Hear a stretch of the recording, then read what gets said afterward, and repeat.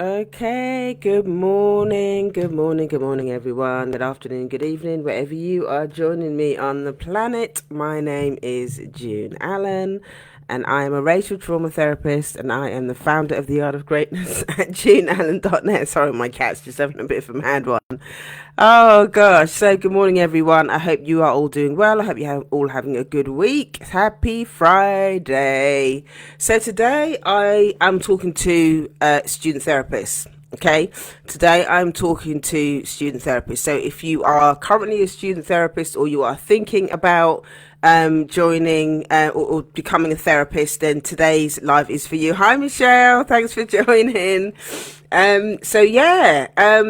So just to give some context as to what's happening, so it was my business anniversary of doing this on the 1st of June, and it was also my recovery anniversary on the 2nd of June. So I decided to do a series of live streams, 30 live streams in 30 days, what I would be talking about. I'd be talking about, what I've learned, insights, the challenges that I've had as a therapist, what I love about being a therapist, answering questions as well. Morning, answering questions. Hi, Wendy. Just answering questions from people about, just whatever, answering questions from people and just sharing about what's on my heart. I've had loads of emails from people, loads of messages from people asking me questions and stuff like that. So, at the moment, I'm kind of doing a series on the business side, on the back end side of my business. People asking me questions about different things. So today, I really want to talk to students because I'm remembering some of the things that that I found really difficult, stuff that I found difficult when I was a student, and things that I would go back and tell myself. So I want to share some of the things for you to take into consideration when you're training as a therapist as well, and things that hopefully that they can help you with. All right. So I really wanted to do that. So before I get into it as well, so if you haven't already got tickets, okay, to my workshop on the 15th of July. It's called The Art of Receiving, and we are going to be talking about your relationship to receiving, your relationship to money, all of that kind of stuff. So again, if you're a student, this is going to be a really great workshop for you to be able to understand your relationship to receiving and how that's going to apply if you're thinking about setting up in private practice. Okay, so click the link in my bio, go to heal.juneallen.net. That's heal.juneallen.net. That's heal.juneallen.net. So let's get into it. So first I want to say, okay, is that before I started, training as a therapist, therapy is very white middle class. Okay, let me just adjust this mic while I'm talking. Sorry, because I need to be in the right position. Therapy is very white middle class. Okay, things are turning now. Okay, what I love about the internet is that because of people like me and because of other black therapists that are sharing stuff online. I think for us as a community, we're beginning to understand that actually therapy can be something that's really good for us, and it's actually a form of resistance. Okay, it's a form of resistance against systems of oppression. Actually, doing therapy because you're reclaiming back yourself, you're reclaiming back your culture, and I want you to understand, okay, that even though therapy is white middle class, that black people, okay, have contributed to the therapeutic profession. Okay, and when we think, I remember when I before I started studying everything, there's a lot of talk about, a lot of the modalities that you study when you're at college, at least where I went anyway. They took a lot of the main people that they study are kind of white males. Okay, they're white males. A lot of the people that have that they study as part of the modalities and stuff like that, they're kind of done by white males. But one of the things that really got me was, they kind of put up Freud as kind of like the granddaddy of psychotherapy. Okay, and I think I shared about this in the live stream like ages ago when I was at college last year when I was at college. They make out that Freud is the granddaddy of psychotherapy. But I remember the last few months when I was at college and we actually went to his house. Okay, and when I went to his house, my jaw dropped. Okay, my jaw dropped, and the reason why my jaw dropped is because Freud was obsessed with Egypt. Okay, let me say that again. Freud, the granddaddy of psychotherapy, was obsessed with Egypt. Okay, and honestly, if you go to his, I mean, I took pictures of it and everything. I'll have to put them on. I have to put them on my website. I've got them, still got them saved in my phone somewhere. But my jaw dropped, and I was just like, "What the actual hell? What like?" He's got so many different artifacts. He's got pictures. He's got loads of different things that actually from Egypt that he's maybe bought from antique place. Well, obviously somebody's been there and stolen stuff. Obviously people have been there and stolen stuff, and now he's got all these things up in his house. He's got all these artifacts from Egypt up in his house because the man was obsessed with Egypt. And the reason why this is relevant, okay, to his theory, because obviously Freud was responsible for psychodynamic theory. Okay, so psychodynamic theory is the idea that your history and everything is an important part. I mean, I do a lot of psychodynamic work. Okay, in my work, you look at the history, and I think I did talk about this a couple of days ago. You look at the history of the client, and look at how that kind of shows up in the present. Okay, how is the history? How has that informed the present? So last year as well, I did a series of I did a series of classes with my mastermind group around the 12 laws, the 12 spiritual laws. Okay, the 12 spiritual laws, and these come from our ancestors. Okay, these come from our ancestors, and one of them, do you know what? I can't even remember which. I can't remember which one it is now off the top of my head.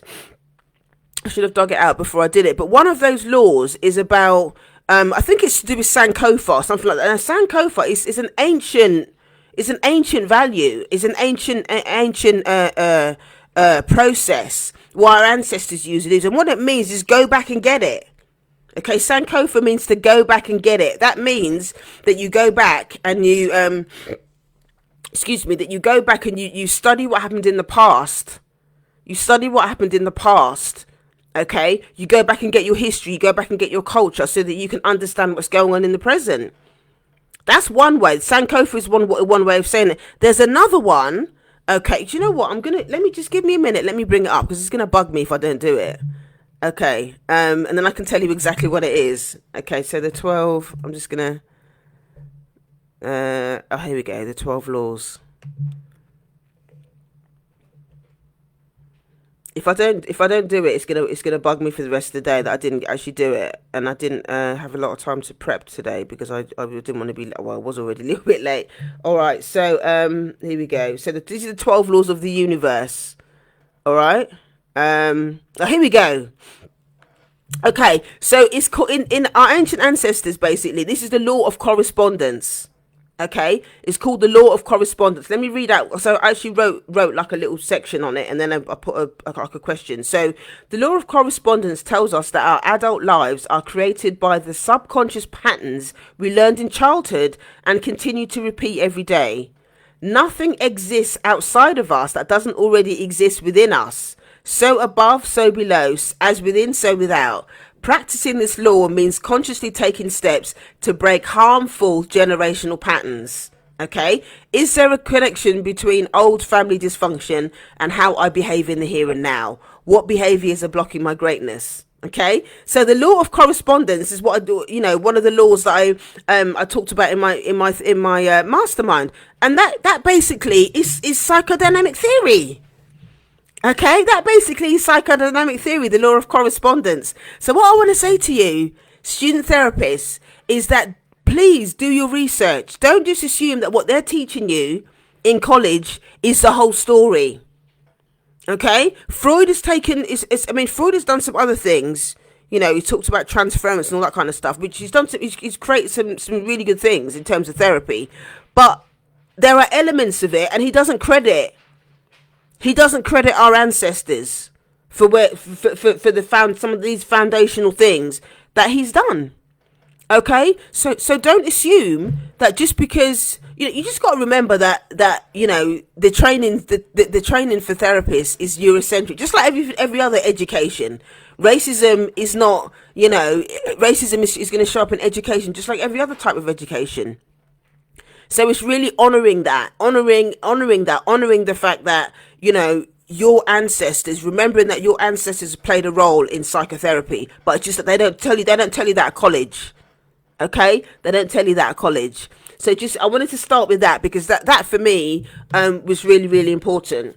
Okay, so yeah, it's just nice to know, it's very affirming to know that our ancestors played a part in history. And you know how much people like to racists like to whitewash everything. The white and therapy training is no exception. Okay, so just I really want you to get that. I really want you to understand that and Google it. Do your own research about the law of correspondence. 12 laws of the universe are fantastic. Actually, all of them are really good, but that one really stood out for me and helped me to kind of really. I was really angry at the time, and I remember writing. I wrote my paper for that week on the racism, about what happened and everything, and it was actually really good to just kind of get that out of my system. So yeah, so just remember that. Okay, so I'm going to just go through some things that I found really helpful as a student as well, that are really going to help you. And bear in mind, I don't you need to kind of do your research as well in terms of your own, wherever country you're in, because obviously I can only talk from the perspective of what it means to be a therapy student in the UK. All right, so make sure you find yourself a culturally competent therapist and supervisor. Okay, a lot of the courses, they require you to do a certain amount of therapy hours. I'm actually quite gobsmacked that some of them don't even. I mean, if I had done the minimum amount of hours that was required to do the course, I wouldn't have felt qualified or equipped to be able to do this work afterwards. It's only because I've been in therapy. I've been in therapy now for obviously the same amount of time that I've been in recovery. I've been in therapy for 13 years. Yeah, I've been in therapy for 13 years. So I've learned a lot. And doing the personal growth and everything has been really like cemented my own sense of self-awareness. And like I said yesterday, you can only take your clients as far as you are. The course is really, at least the course that I did, is only really going to help you get the bare basics. But in terms of your maturity as a therapist, in terms of your maturity around your own self, you need more therapy. So if you haven't already started, or if you haven't started your course yet, get a therapist.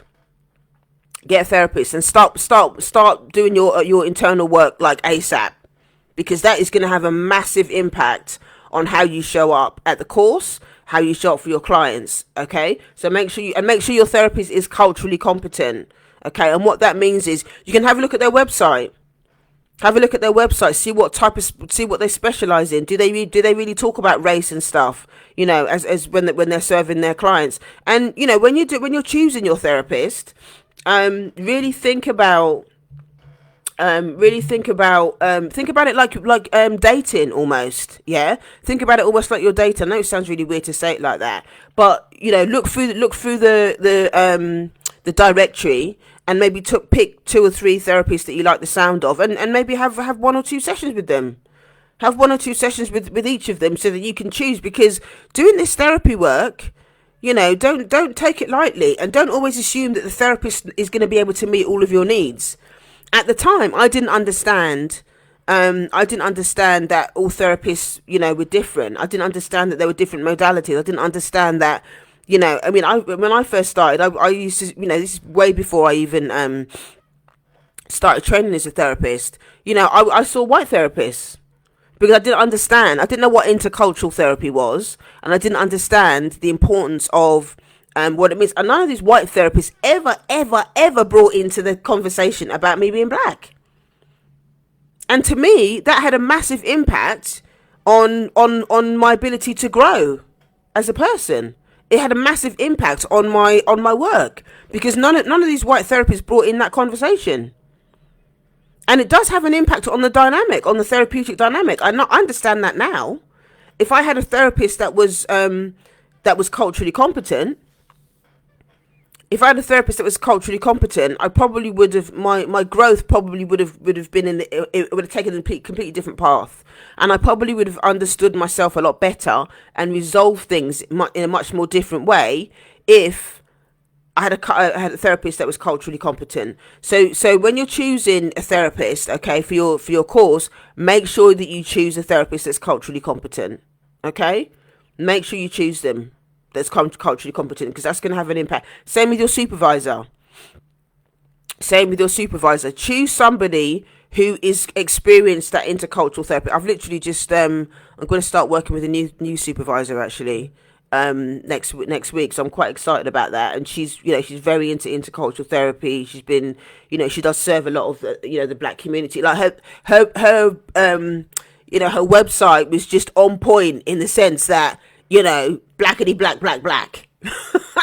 She's very, very clear that she serves the black community. She serves everybody, but it's very clear that that she's experienced in serving black populations, marginalized communities. So yeah, I'm gonna try it with her next week and see what happens. But yeah, so do your research and be confident in what you need. Don't just pick anybody. You can still be confident and be a student. Yeah, you can still be confident and be a student. You don't have to. They don't know everything. They don't know everything. So just be confident in what you're looking for and be confident in your choices. Ask, get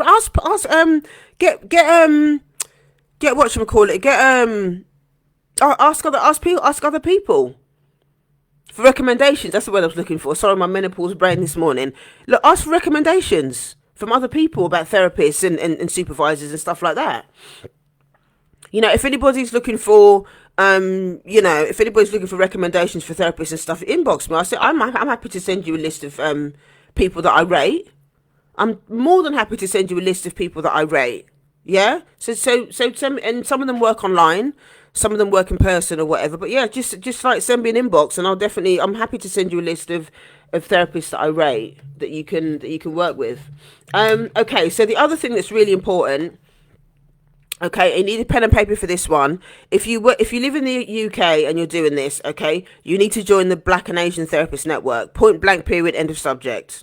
Okay, you need to join the Black and Asian Therapist Network, and the reason why the Black and Asian Therapist Network is really good for student therapists is when I was doing my training, they create spaces for students. Okay, for students to go and connect with each other. The amount of horror stories I heard in those spaces. Tutors being racist.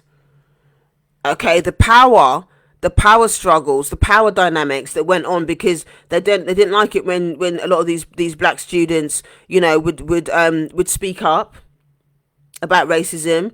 I know that actually when I was a student as well, I remember being absolutely terrified of because what it is a lot of the white tutors and stuff are not doing their own work around race. They're not doing their own work around race, and so what happens is you do your studying and you have to submit essays, you have to submit learning reviews, you have to submit your personal reflections, all that kind of stuff. So my fear was if I'm really writing from the heart. Okay, if I'm really writing stuff about race and whatever and submitting all of this work to white tutors who haven't done their work around their own race stuff, there was always that fear that I was going to get marked down. There was always that fear that I was going to get targeted. There was always that fear that they were going to start acting out their bullshit. Okay, because they don't like what I've written. So they're not writing about the quality of my work. They're getting caught up and triggered by the stuff that's actually in there, by the content. Okay, and I heard loads of stories from other students that had the same sort of issues with tutors and stuff that get into a power play with the student because of race. They're in a position of power, therefore they can do this, that, and the other. Okay, so make sure that you join the Black and Asian Therapist Network because I think it's once a month they do it. They do student sessions and you can go, you come together. There's also like there's a WhatsApp group as well, which I'm still in. There's a WhatsApp group in there, And yeah, so people they connect with each other. They can share what's going on for them, and it's just a really nice way to connect with other black and brown students as well, which is really good. So you need to join BAT and the Black and Asian. If you just Google the Black and Asian Therapist Network, unfortunately, if you don't live in the, I don't think you can. If you don't live in the UK, I don't think you can join. So this is specifically for students that live in the UK. All right. So the next thing is, like, you need to prepare yourself. Okay, prepare yourself to do additional training when it comes to cultural competency, because they're only going to take you so far at college. Even me going to Lambeth, okay, and me going to the place that I thought was blackety black, okay, and they did sort of 2 or 3 weeks of training. I even did a presentation actually myself around because I was already kind of doing peer support. I was already doing coaching and stuff like that before when I was at college, so I already had a really good grasp of race theory and all that sort of stuff. So yeah, they even asked. I did a presentation on it, which a lot of the students and stuff found really, really helpful. But it's only because I did a lot of my own reading and I've done a lot of my own training on top of that and all the rest of it. I think maybe what might be helpful is if I'd create a book list. Actually, I should create like an essential reading list for students actually. So maybe I'll do that as well. So I'll do that at the end and put that up. But yeah, maybe I'll do that as a when you join my.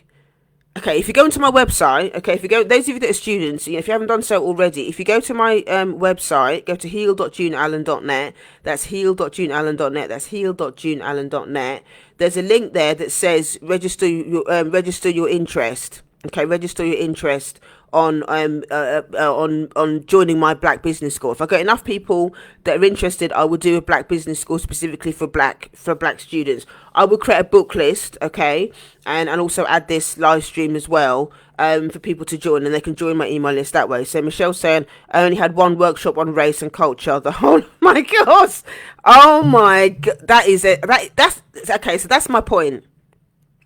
Thank you for sharing that, Michelle. That is my point.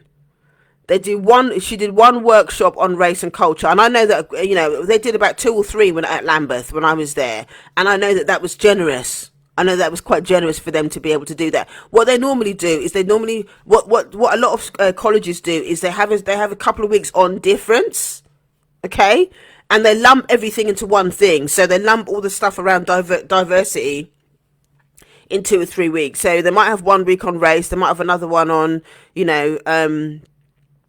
gay and all of that sort of stuff. Working with difference. That's what they called it. And it's just not enough. It's not enough to really get into it. And as a black therapist, even if you want to go and work in a situation where you're not working specifically with black populations, you need to understand those dynamics as a black therapist. You need to understand it from your perspective, because there are going to be power dynamics that play out that you need to understand. Yeah, you need to understand those things as a black therapist. So you need to, there are some great books and stuff. Again, I'm gonna put a book list. I'll put a book list again for people to download. But yeah, so you need to prepare yourself to do extra training around cultural competency. So I would highly recommend anybody to do this stuff with Reshma Mencken, the guy that read my black mother's hands, my grandmother's hands. And also I think that Baton are also starting a course as well on cultural competency, which should be really, really good. So again, Baton also, they do a lot of they've started doing this course. I believe they're starting it this September, I believe. So go to the website and they'll have stuff around that as well. But they also do workshops. They also do they do other courses as well around cultural competency. They've got a lot of stuff going on. So if you join, then you're going to get you get discounts for some of the. It's cheaper if you're already a member to do some of the courses. And again, they even if when you pass your course as a student, they still do gatherings and stuff for qualified therapists as well, so you can still connect with your community. So so Marie's saying working with difference is constant and throughout the training and in one's work with people. It's not a day. Exactly. Thank you, Marie. That is spot on. That is spot on, because they think that when you do the one workshop or whatever, they give you the it's not even the bare basics. Let's be real. They give you a few little bits and pieces to think about, and that's it. But when you're a black person, like Marie said, and you're working with difference, it's an ongoing thing. So you need the support to be able to have those ongoing conversations about race, about all of these things. You need to be having an ongoing conversation, because stuff is going to come up. Stuff is going to come up, which is why I think me doing the business school is actually a really even better idea, because it's not just about me teaching the stuff around cultural competency and all of the stuff around the back end business stuff. It's also about community. It's also about being able to have conversations, and maybe a part of it would be maybe I could even incorporate having group supervision and stuff like that, where we can get together and just talk about all this is all coming together.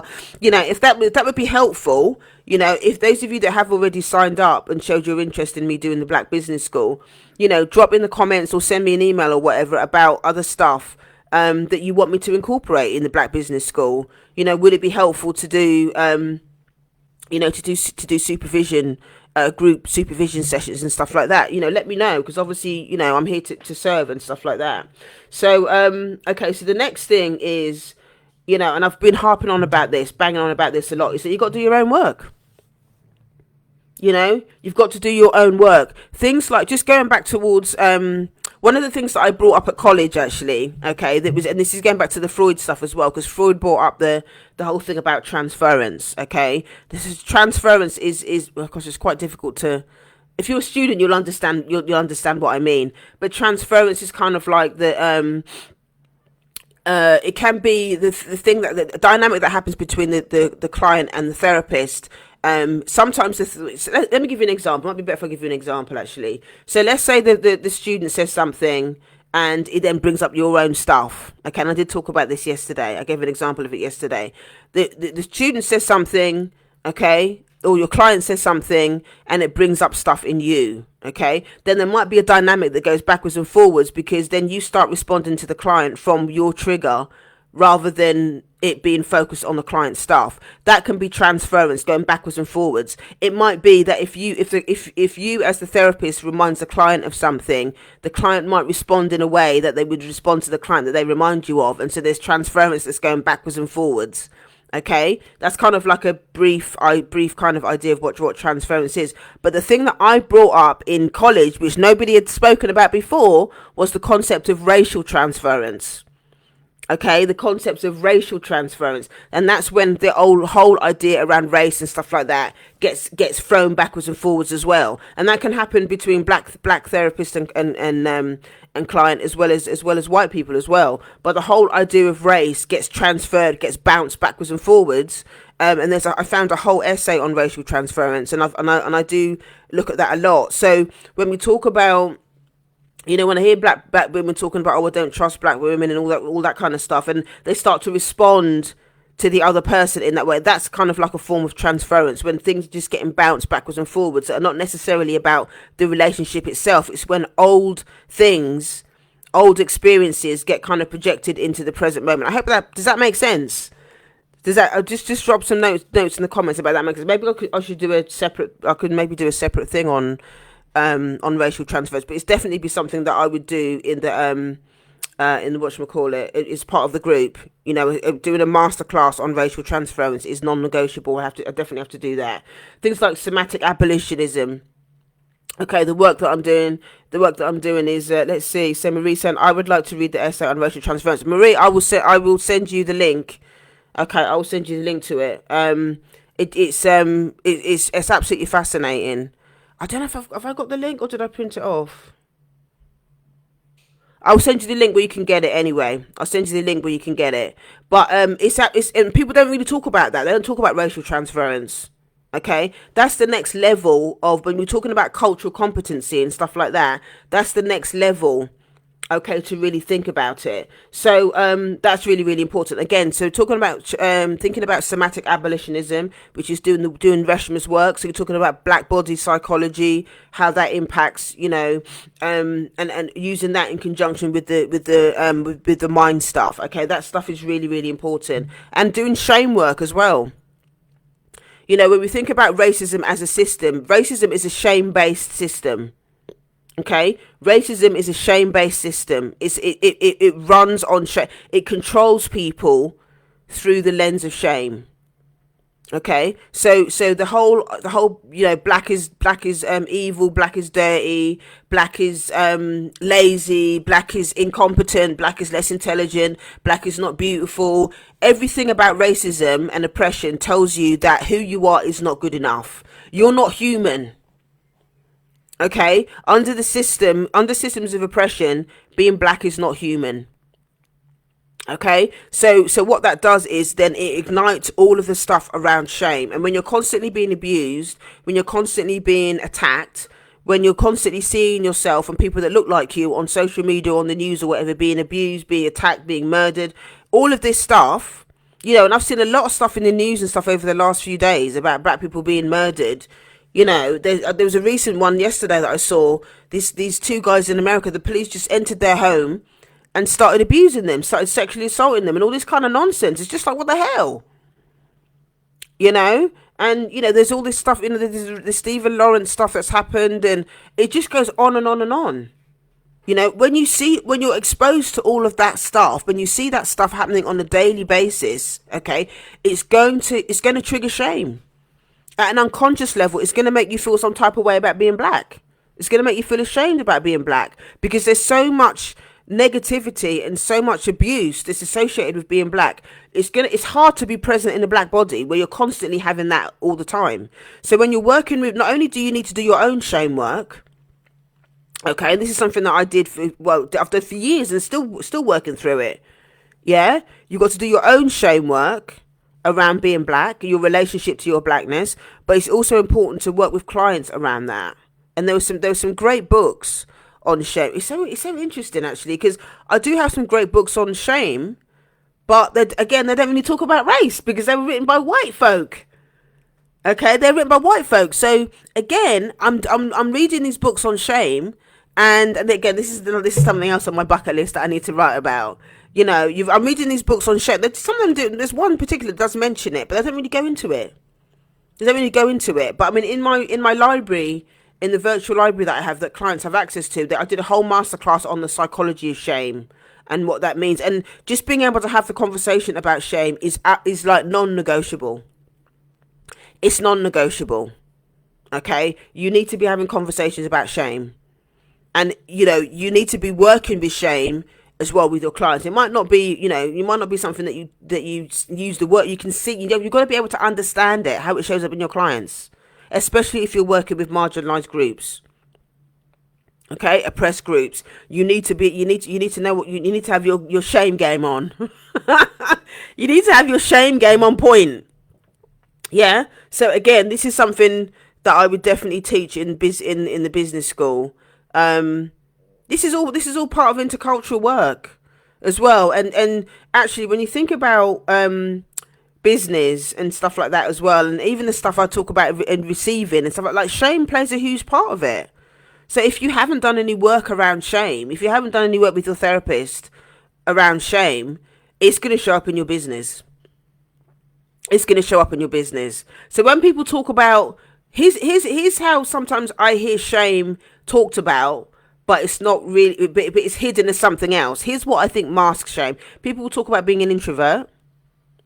People talk about being shy. People will talk about all of these things and really, I think that what's underneath a lot of that is shame. I don't feel confident. A lot of it is shame. Because like I said, racism is a shame-based system. Okay? And so it's inevitable that we're going to internalize stuff about what it means to be a black person. Okay? We're going to internalize that stuff. So you need to do your shame work. Okay? You need to do your shame work. So some of the other things as well that are important about being a student is make sure you build your community. Like what I was saying, you need to join BATN, join the Black and Asian Therapist work, the Black and Asian Therapist Network. Find your people. Find your people. If you don't have if you can't find a group, or you're not in a situation to be able to, maybe you don't live in the UK or whatever, set up your own. Set up your own community group, set up a WhatsApp group, set up something so that therapists as black therapists, you can get together and talk about the issues and, yeah, just so you can really connect with each other, understand each other, share with each other. You know, I've got a few therapist friends now, you know, who are black, and it's just such a godsend. It's such a godsend to be able to talk to them about stuff, because what you'll find is, you know, the more you do this work and you more experience you get as a therapist, you know, it's going to be harder for you, you know, to have sometimes to have certain types of conversations with your with people that aren't therapists. Sometimes you need to talk to a therapist friend about certain things because they're going to get it in a different way. You know, they're going to get it in a different way. So that's really important for you to build your community. Okay. So this next thing that I'm going to talk about. Okay. Now you need to buckle up for this last thing that I'm going to talk about. Okay. Because it's something that you need to be aware about. And a lot of the people in the industry don't talk about this. Okay. And it's a massive thing. This is not a black thing. Okay, this is an industry wide thing, and it kind of it makes me annoyed when I think about it. But it's what a lot of students talk about at the end, but they don't really talk about it in terms of you joining when you first start to think about becoming a therapist. Now, there's this huge thing that's going on in the industry where a lot of therapy students are being exploited by organisations. Okay, now a lot of organisations watching this might get pissed off. Okay, there's a lot of organisations, if they hear me talking like this, they're going to get pissed off. But I'm telling you, because it's real talk, and you need to understand that this is part of what's going on. Student therapists are being exploited. Okay, they're being exploited because what happens is part of the course. Okay, and obviously I don't know every single course, but a lot of courses require you to go on a placement. Okay, you go on a placement means you go and work in an organisation for a certain amount of time. You have to clock up a certain amount of hours when you go and do your placement. Okay, now for a lot of these, when you go and do these placement, you're working with clients. You're working with real clients. Okay, you're working with real clients, and you don't get paid for it. Okay, you don't get paid for it. You just go and you know, work with these clients or whatever, and you get supported by the organisation. Right, thank you, Marie, for honouring that. They exploit the students. You go and work with the clients, and the organisation is supposed to support you, okay, in working with these clients. So then what happens is a lot of these organisations, they get the and you know, some of the clients that, you know, they get big contracts. Okay, they get big contracts with the councils and all that kind of, so they're getting paid, okay, to take on these clients. These same clients, they get the students to do the counselling sessions for free. Okay, so yes, you get your practice in, you get your hours and stuff for college. But then what can happen is these organisations will then continue the exploitation after you've passed and saying, oh, well, you know, because with some of these organisations, they're saying that you need to be accredited. Okay, you need to be accredited. So accreditation is, you know, you can pass when you finished all your courses and all the rest of it. You finished your main course. In my situation, it was my diploma. Then you can do a certain more hours, and you do a bit more training, okay, and then you get like an accreditation certificate. So if you work for the NHS or whatever, a lot of them require you to do accreditation, which is more money. It's more expensive, right? But what these organisations do is they want you to work for free. They want you to continue to work for free and see the same clients what they're getting paid for, but they don't want to pay you for. Yeah, they don't want to pay you for that, and then you're working for free to do these clients so that you can get your accreditation hours, and they don't want to pay you. They don't want to pay you. Okay, so Michelle's saying, well said, June. I'm leaving my placement for that reason. It's a nonsense, and I'm sorry, it's exploitation. It's an exploitation. They're taking the piss. They're taking the piss. So the same clients that the same clients, okay, that you were qualified to see when you were doing your placement, okay, you were good enough to do it to see these clients when you were doing your placement, okay, they didn't want to pay you for nothing. But now after you've passed your course, you got your certificate and everything. Now they want you to work another 2 years or whatever, because there's a lot of hours what you have to clock up to be to get your accreditation. They want you to clock up all the extra hours. Yeah, they want you to clock up all the extra hours and don't pay you. Okay, but meanwhile they're still getting paid their money from they're getting these contracts from these organizations, and it's out of order. It's out of order. They're taking the mick. This is and this is something that, and I know there are organisations that are actually fighting for this type of thing, because they recognise that a lot of students are being taken advantage of, and I think it's easy to get drawn into it, because if you're on a placement with somebody, you end up building a relationship with them, and here's the thing as well. By the time you're doing this work, you have to pay for your own supervision. You have to pay for your own therapy. You've already paid thousands of pounds to do the course. That's how you end up getting in debt.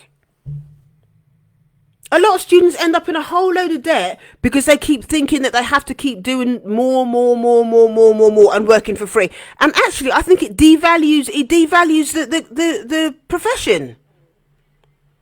It devalues the profession, because then what it is that you set up a pattern of thinking that, oh, she's only a therapist. She's only a therapist. I remember having a conversation with one therapist. She was only charging £20. She was in private practice. She was charging £20. Absolute insanity.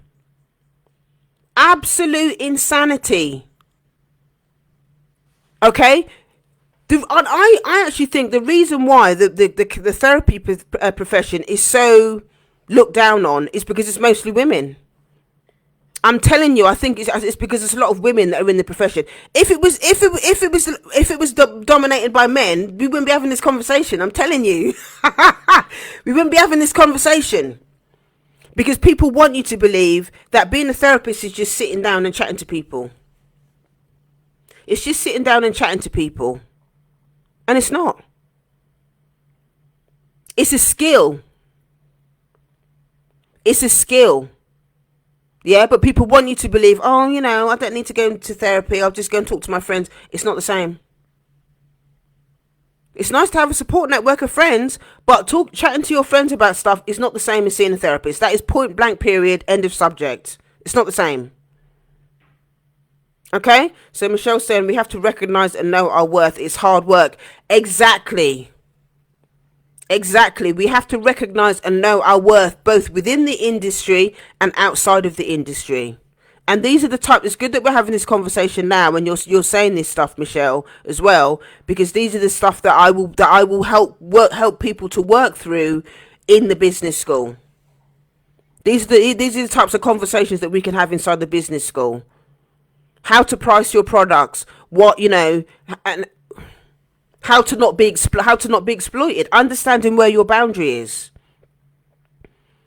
And so what happens? A lot of people are scared to go into private practice because of this as well. Actually, they're scared to go into private practice because they get enmeshed with and caught up with all of the stuff around doing their placement, and obviously they want to do the best that they can and all of that kind of stuff, and they end up staying in these placements and being exploited for years.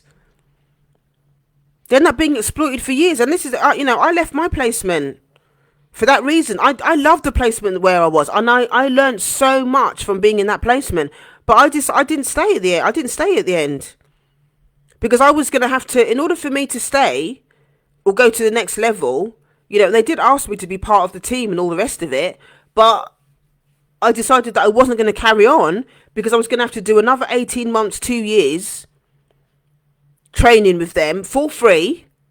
They weren't paying anybody, and then at the end of it, I was gonna even what they were offering at the end of it was just, I was shocked what they were paying at the end of it, and I just thought, as much as I liked working with them, as much as I enjoyed, and they taught me a lot. I learned a lot from working with them, but at the end of it, it just wasn't going to work. I just thought, no, I might as well just do private practice. It didn't make any sense to me. I might as well work in private practice, because at the end of the day, I can call the shots, and all of this kind of. So I really want to empower you students.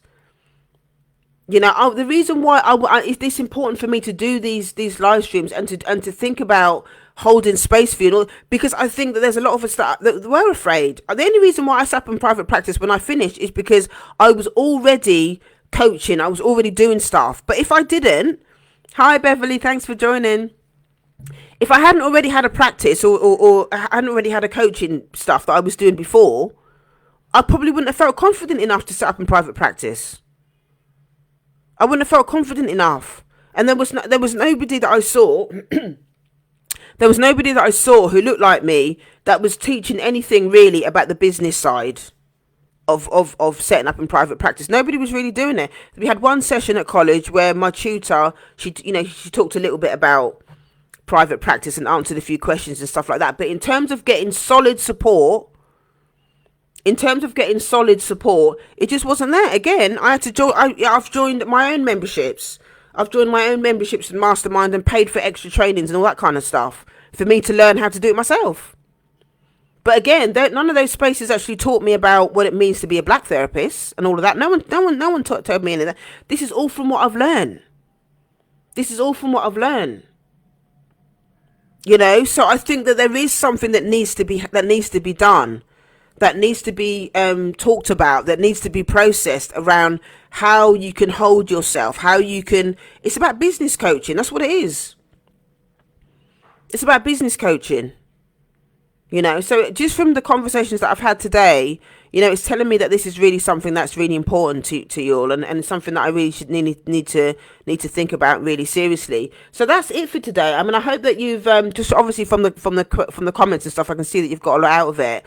So yeah, so those of you that are, you know, that have already registered, Michelle, I know that you're interested, and Wendy, I think you said you as well. You know, just have faith. Okay, that this stuff, that there is support for you out there. There is support for you out there, and that I'm willing to continue to expand and to serve and to bring all of this stuff, you know, and to keep telling the truth about this stuff, because a lot of people, again, no one's really talking. No one's really talking about the whole exploitation thing in particular as well. No one's talking about it. So, so Marie said, I guess that if you teach you business, it highlights how they have been exploiting it. Exactly, Marie. Exactly. Now, I'm glad you enjoyed it, Michelle, as well. It's important to have these conversations because people are not talking about this stuff in college. They're not talking about this stuff, and it's real talk. Because then if you understand how the profession operates, you get to then make an informed decision about whether you're going to do it or not, or what are the alternatives to all of that. You know, if you decide not to continue with your private practice, your placement people, because they're not paying you and whatever, then what? You know, these are conversations that need to be had. Okay, these are conversations that need to be had. So, yeah, if you've got any other questions that you want me to talk about, I've still got some other things that I need to talk about. There's, other things I need to talk about in terms of people emailing me. So I'll continue this conversation about business and stuff like that tomorrow. Okay, so let me know again if there's any questions. Drop it in the comments or send me a DM or email me info@guideofgreatness.com. If you would like to work with me at all in terms of business, sign up, register your interest for the Black Business School that's on my website. And if you let's see. So Beverly said, I've grown so much since your lives. Oh, you're so sweet. Thank you, Beverly. Marie said, yes, because these training courses are not they're not cheap, but they don't always deliver. You know, so it's for us to be able to, you know, and this is something that I've done throughout my whole process, is that if I don't see something, if I see a gap, then I'm not going to go begging to sit at anyone's table and start complaining. I'm not going to go to the college people and start complaining, saying, why aren't you teaching this and why? I'm going to build it myself. Okay? I'm going to build it myself. I'm going to get used to building stuff myself rather than going to beg to sit at somebody else's table. I'm not about that. I'd rather use that same energy and build it myself. Okay? I'm going to build it myself and empower you and share my experience. That's how it works. So I'm glad that you're all getting value out of this. I'm glad that these lives are really helping you to really think and gain perspective on how you can begin to change things. So anyway, have an amazing day, and I will speak to you all next time. So take care. Bye.